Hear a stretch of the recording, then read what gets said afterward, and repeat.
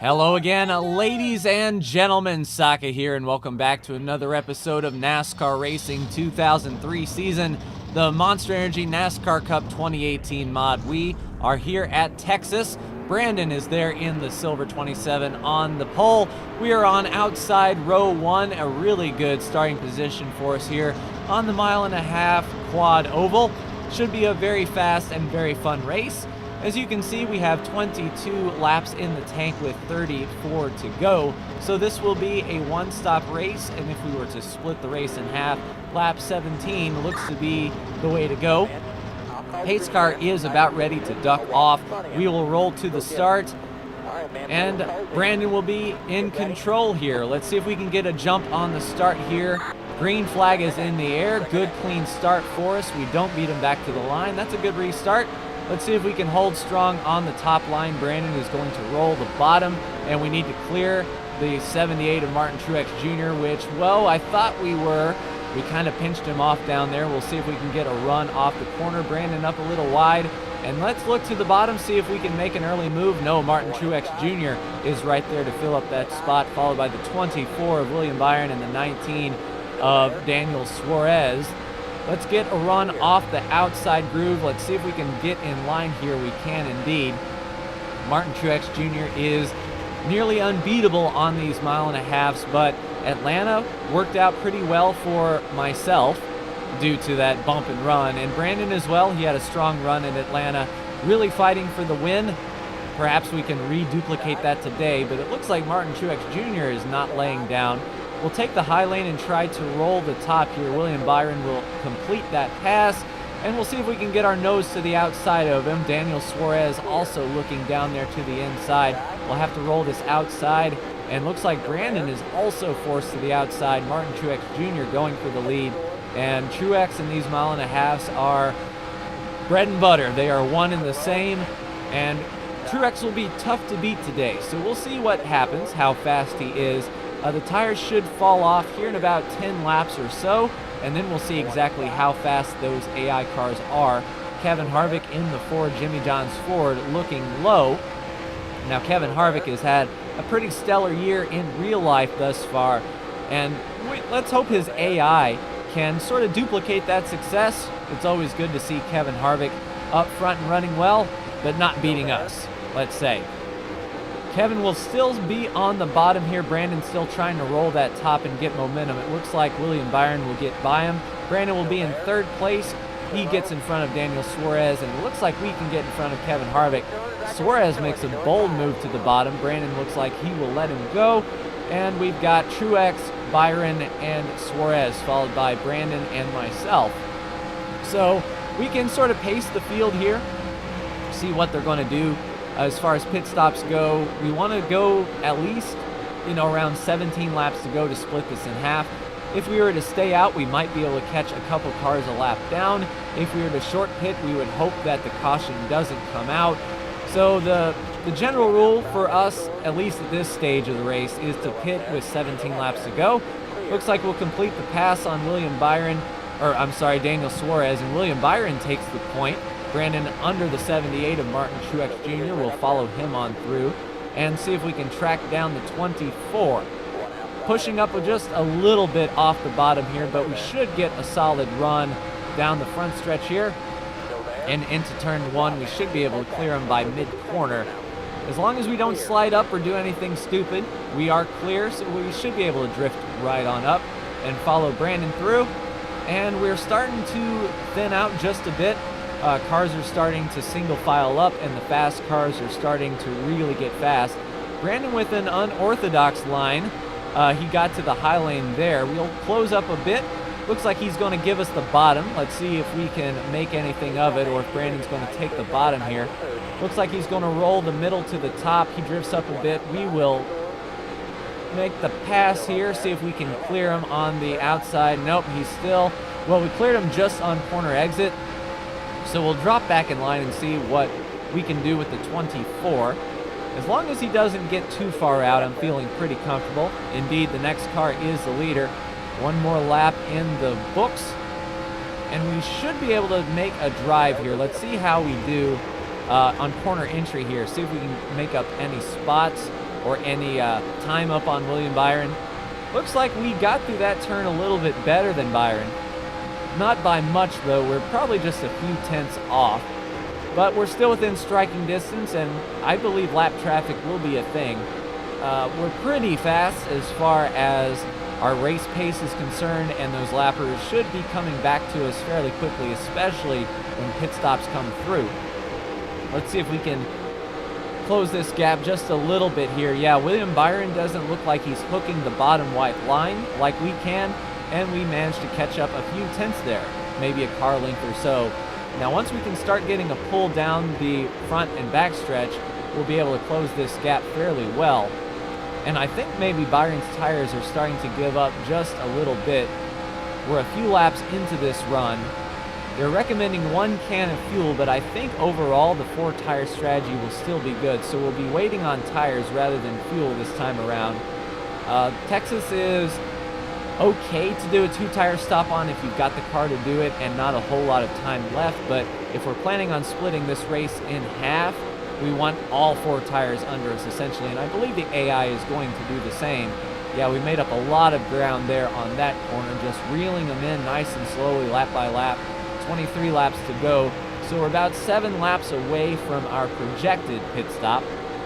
So about 3.5 minutes at 30 seconds a lap, and we are really closing on Byron now. We're getting a nice pull down this back stretch, and we might be able to make the pass either here on the outside or in turn 1. Yeah, we drifted up just a little bit too much there, lost some forward momentum.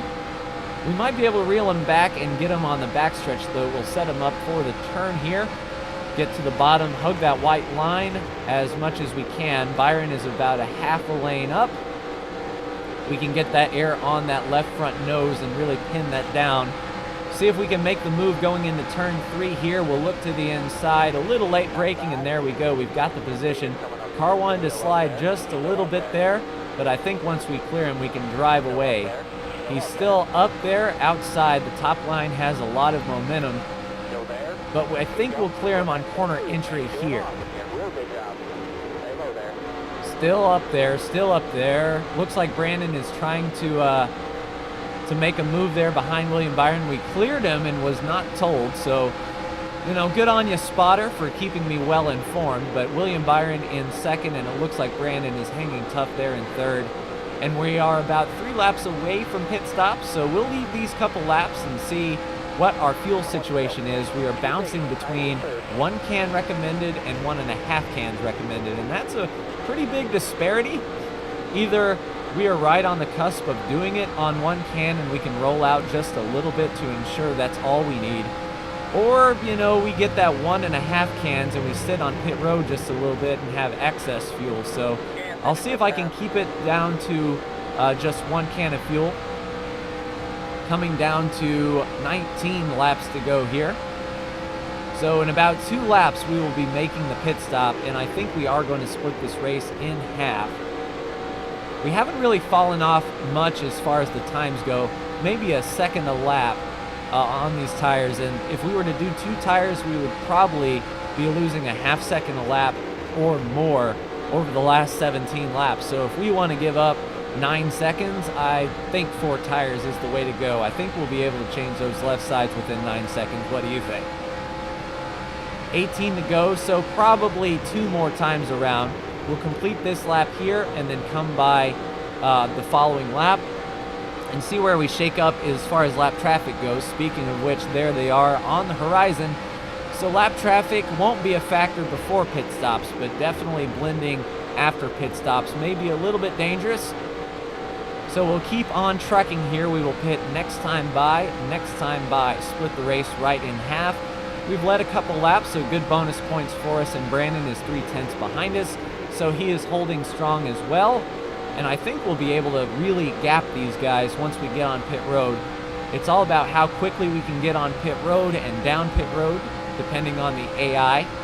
What we're going to do is look for the Fort Worth sign right here on the outside wall, start slowing down, and then start braking in as straight as line as possible for the double downshift here. And we will be in pit stall number 2. Brandon will be in pit stall number 1. So we go all the way down the end of pit road here and hope that the caution does not come out, because we will be trapped a lap down. And unfortunately, there's no wave around rule in 2K3 season, so we would be in front of the leaders on the restart, trying to keep our lap back. I'll stop short in our box, let Brandon get in there. 4 tires and fuel, boys. Let's go.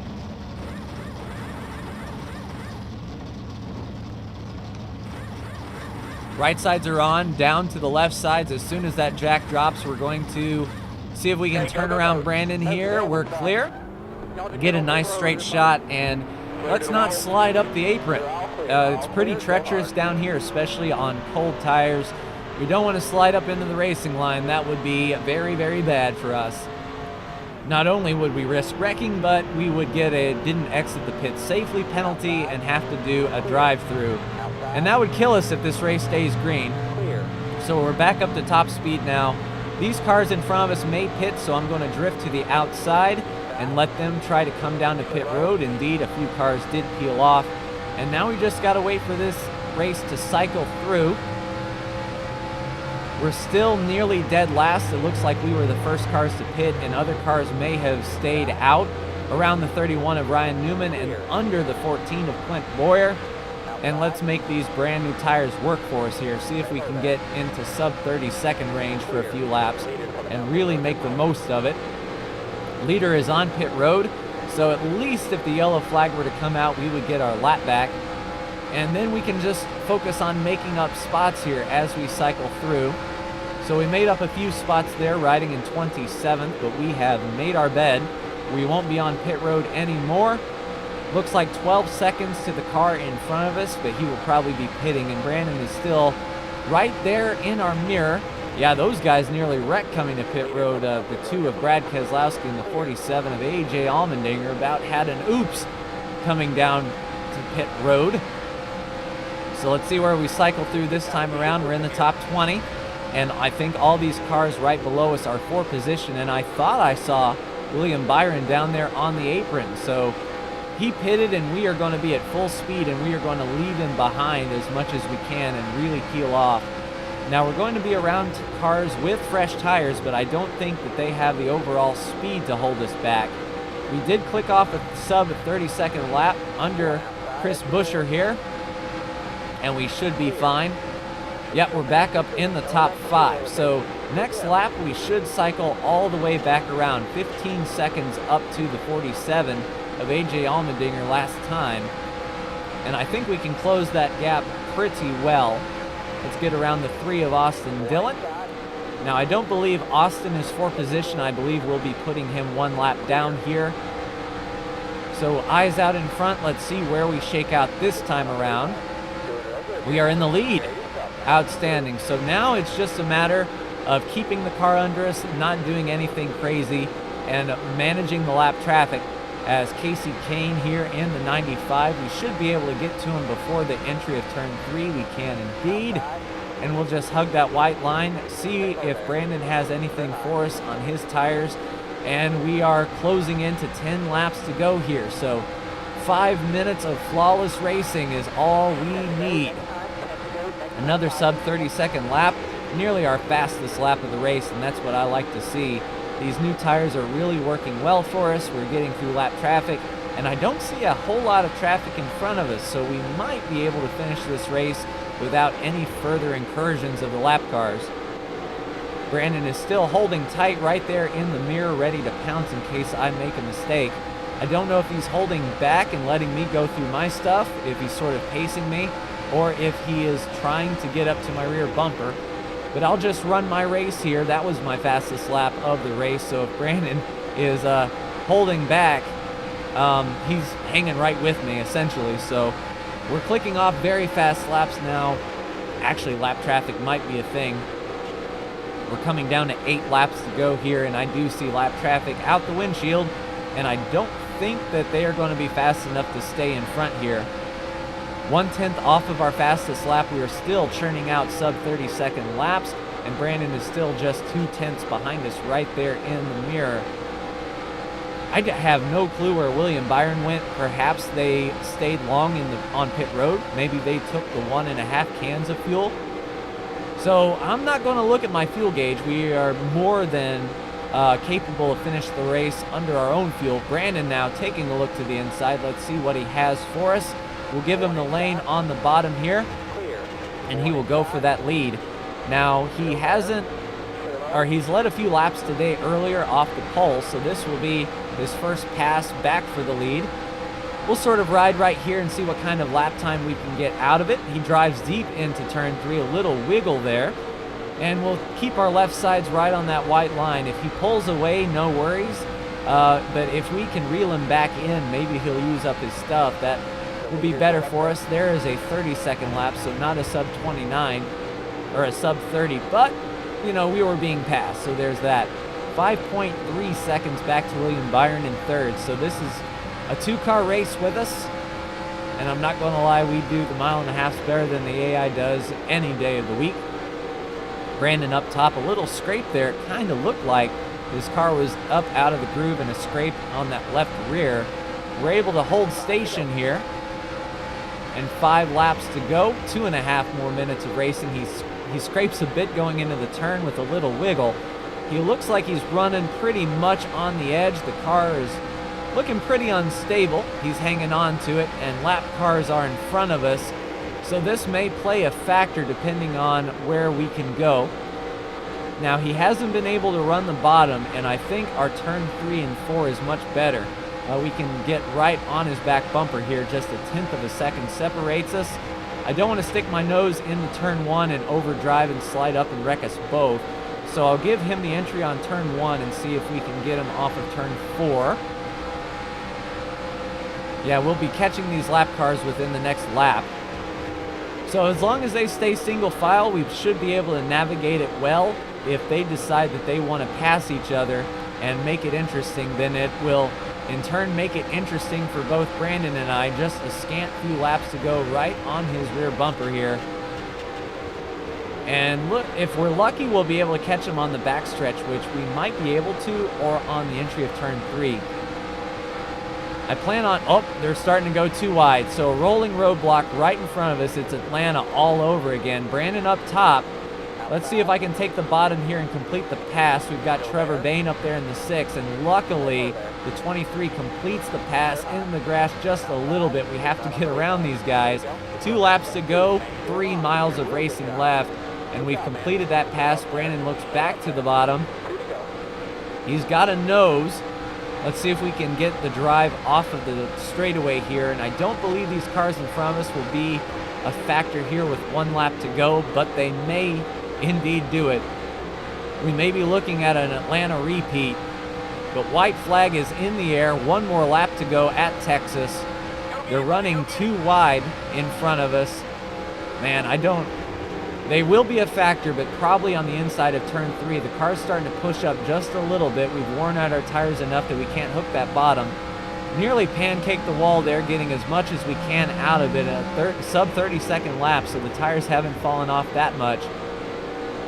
And we're drifting up a bit, but I don't see him in my mirror. So win number 2 for us here at Texas Motor Speedway. I think I've got the quad ovals down, but I'm always nervous about Charlotte. That is, statistically speaking, Brandon's best racetrack. So our next 1.5 mile quad oval, I believe, will be in Charlotte in May, and that's going to be tough to hold Brandon off there. But win number 2 for us, that will put us solely second in the point standings behind Brandon's 3 wins. So feeling pretty good about that indeed. So we'll come on down to pit road, take a look at the standings as they, whoa, okay, didn't stop in time. That's why the grass is there. Whoops, no contact, all's good. So we'll go ahead and park up here, take a look at the standings. William Byron was pretty far back there, I believe, possibly like 6 seconds back, so we had a quarter lap on him. So here we go, pull it into pit road, we'll get out of the car. And indeed, William Byron back nearly 5 seconds. Not that many cars finished on the lead lap. Let's take a look at that battle, though, between Brandon and I here. So right on his back bumper, taking a look to the inside, there was his scraping. Now right here, we can hook the bottom a little bit better. He drifts up just a touch. And then coming to the front stretch is when everything started going a bit pear-shaped. We're right there. Brandon is out of the groove. And we'll go right to the bottom here under Trevor Bayne. And we're going to get squeezed here. I kind of wanted to leave Brandon plenty of room there. But man, bobbing, dipping, weaving, and he punched through the center. He was able to get under. Some heads-up driving by Brandon not to crash those lappers, but an overall pretty good race for us. 23 cars on the lead lap. But let's look at the standings after Texas here. Brandon with those 3 wins, me with 2, and Truex and Byron with 1 apiece. Clint Boyer is your cutoff driver. Hamlin, 3 back. Chase Elliott, 3 up. Still, 12 spots to the cutoff behind, 12 spots to 12th. So we've got 6 or 7 cars that are within, 10, 11 spots of each other, but it should be pretty good. And that's great considering next race is the half-mile bull ring at Bristol. Should be fun. But that's going to do it for me. Like, share, and subscribe if you are so bold. Thank you so much for tuning in, and I will see you in the next NASCAR Racing 2003 season video. Take care.